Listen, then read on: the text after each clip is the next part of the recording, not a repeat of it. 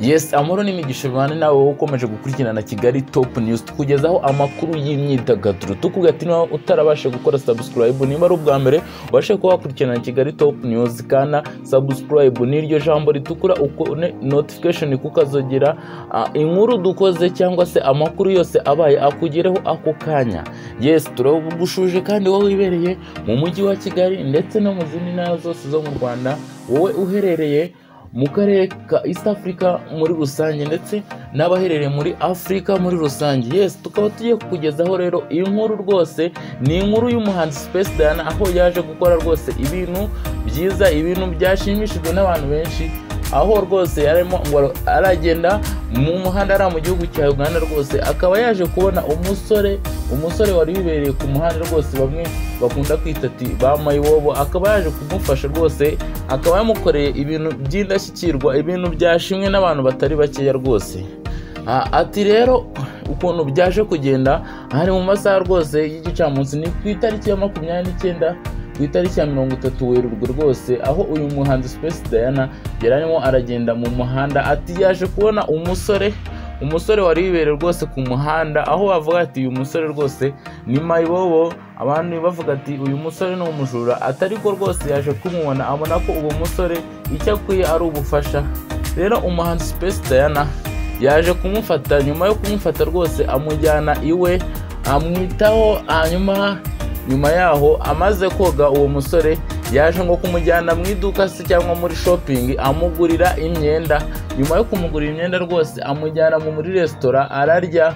Hanyuma uyu musore rwose nk'uko itangazamakuru ryabakurikiranaga rireba rwose ibyo Space Diana ibikorwa byiza arimo arakorera uwo musore nyuma yaho rwose ati baje kugenda muri restaurant nyuma yo kurya yamaze rwose no koga.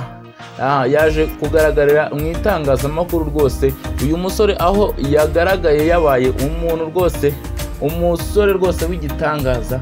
Akaba ari ibintu rwose byaje gushimisha abatari bake hariya mu gihugu cya Uganda, babati rwose umuhanzi Space Diana ibi bikorwa akoze ni igikorwa rwose abantu bose bakwiye kumurebera. Ni Kigali Top News ukomeje kukugezaho amakuru y'imyidagaduro rwose, amakuru arimo aracicikana muri aka karere k'ibiyaga bigari ndetse no muri East Africa muri rusange, cyangwa se no muri Africa muri rusange n'ahandi hose ku isi. Ikaba ari Kigali Top News ukugezaho amakuru yabo mu myidagaduro, mu bindi bintu rwose biba bigenda bicaracara hirya no hino. Uyu muhanzi rero Space Diana akaba ari umuhanzi rwose hariya mu gihugu cya Uganda, akaba ari umuhanzi wishimiwe n'abanya-Uganda bose bavuga ati uyu mukobwa rwose agaragaje igikorwa cy'umutima, agaragaje rwose igikorwa cy'umutima rwose cy'ubugira neza. Ati rwose n'abandi bahanzi bakwiye kugenda bamwigiraho. Akaba ari ibintu rero byabaye kuri iyi tariki ya 30, ni ku gicamunsi rwose cy'itariki ya 30 Werurwe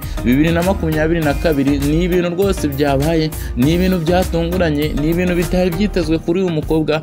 Akaba ari umukobwa ukurikiranwa n'abantu benshi ya ku mbuga nkoranyambaga, akaba ari umukobwa rwose waje kubona inkuru zimusubiza se cyangwa message zimusubiza bamubwira ati rwose ibintu wakoze ni byiza, komerezaho, komeza uwo mutima rwose w'umunyangamugayo, komeza uwo mutima w'ubugira neza, Imana rwose izakwihembera. Rero uyu mukobwa Space Diana rwose ikintu yakoze ni ikintu kiyaje kuvugwaho n'abantu batari bakeya, yaba abahanzi muri rusange, abanyapolitike ndetse n'abandi bantu bagiye batandukanye hano mu karere k'ibiyaga bigari. Hakaba hari n'abantu rwose bagiye bamusubiza bati icyo kintu wakoze ni kiza hano mu Rwanda n'ahandi hagiye hatandukanye. Uyu muhanzi rero Space Diana kuri iki gikorwa yakoze ku itariki ya 30, akaba ari ibintu rwose byaje kwishimirwa n'abantu batari bakeya. Akaba ari umuntu rwose iki gikorwa cyagiriye akamaro kuko cyamuzamuriye rwose, abantu bamukurikirana ku mbuga nkoranyambaga kuko bavuze ati rwose uyu muntu ni umuntu mwiza. Hanyuma rero uyu musore nawe ati rwose uko yaje kwivugira, yaje kuvuga ati nanjye natekerezaga ko rwose ubuzima bwanjye bwarangiye niberaga ku muhanda, nanjye nari muzi nk'umusitari. Mu gihe rero rwose ati yacagaho ari kumwe n'abamurinda, nanjye rwose namurebaga.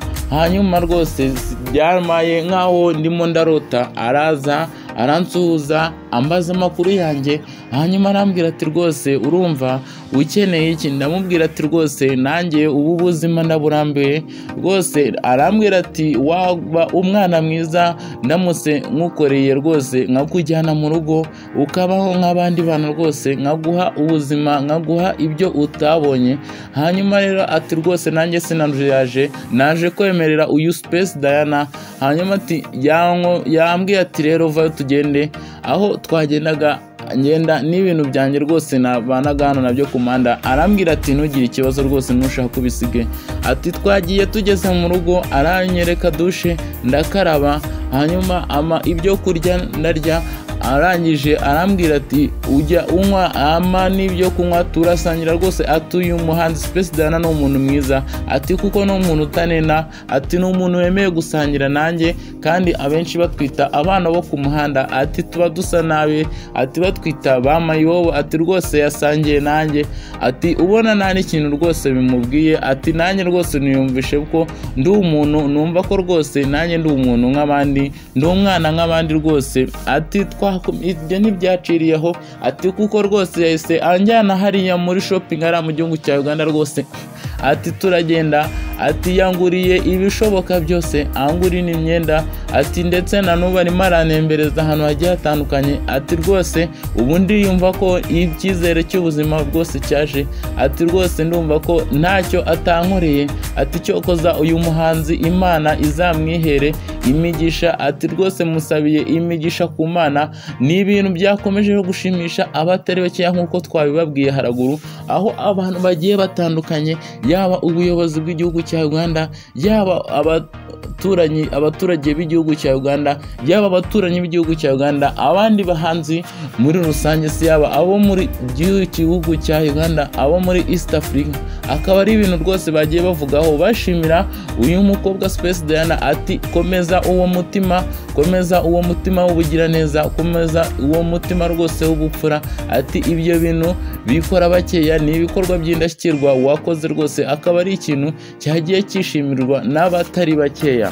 Nyamara rwose ibi bikorwa Space Diana yakoze ni ibikorwa by'indashyikirwa buri muntu wese rwose ufite umutima yakabaye akora, haba rwose abahanzi, haba aba sportifu, haba ndetse abanyapolitike, haba buri muntu wese ufite ubushobozi bwo kuba yagira icyo akora. Ni umuntu wese rwose ufite umutima, umuntu wese utekereza, ufite ubushobozi, akwiye rwose gufasha aba bana bo mu muhanda, aba bana rwose dukunda kwita ba mayibobo, kuko n'abana baba barabuze kirengera, n'abana rwose baba barabuze ubafasha, baba barabuze ubushobozi, kuko n'abana nk'abandi. Kuko rwose byagaragariye kuri uyu mwana Space Diana yafashije, aho yavuyemo rwose umusore w'intarumikwa, umusore rwose udasanzwe, umusore rwose ubona ugiye gufasha byinshi igihugu cya Uganda, umusore mwiza rwose ibintu utakegaga. Aho rwose uyu mwana wamubonaga hano mu Iteme, uyu mwana wamubonaga mu mujyi hano, uyu mwana wamubonaga ahantu hagiye hatandukanye rwose habi, ariko akaba yavuyemo umusore bigaragara ko agiye kugirira byinshi, agiye kugirira akamaro kenshi iki gihugu cya Uganda rwose,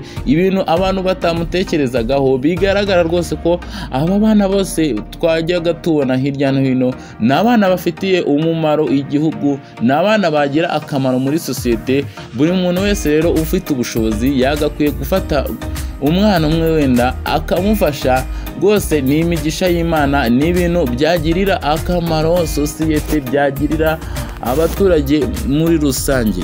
Nk'uko twabibabwiye rero byagiye bigarukwaho n'abatari bakeya hano muri karere k'ibiyaga bigari, yaba hano mu Rwanda, mu Burundi, muri Tanzania ndetse no mu bindi bihugu by'akarere k'ibiyaga bigari. Akaba rwose yabonye feedback, yabonye retweet, yabonye ubutumwa bwinshi bumusubiza bumubwira ati komereza Space Diana, uri umuntu mwiza, uri uwa mbere rwose, turi abambere hano rwose. Ati rwose komerezaho, komeza uwo mutima, komeza ibyo bikorwa rwose by'ubugiraneza. Ati rwose Imana izakwihemera. Yes, ngayo nguko rero ibya Space Diana mu gihugu cya Uganda. Niba ukomeje gukurikirana Kigali Top News. Ni Kigali Top News ikugezaho amakuru adasanzwe, amakuru y'imyidagaduro, amakuru rwose aba ari gucaracara hirya no hino ku mbuga nkoranyambaga, amakuru ya hano mu Rwanda, amakuru yo hirya no hino ku isi aho ariho hose, tukaba rwose tukugerayo tukakumenyera amakuru agiye atandukanye, amakuru atangaje aba yabaye hirya no hino.